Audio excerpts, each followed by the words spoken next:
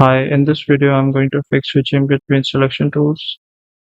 So if you're getting this annoying switching between selection modes, there's an easy fix for this. Just go to the Customize tab, go to the Hotkey editor, search for Smart Select,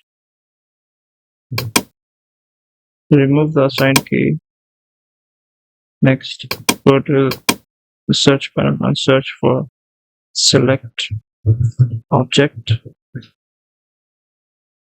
Select the main UI selection category and assign the Q key. Save it as another preset.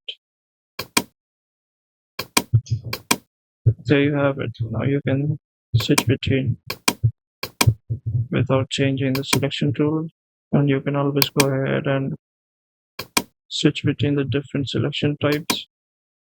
Thanks for watching.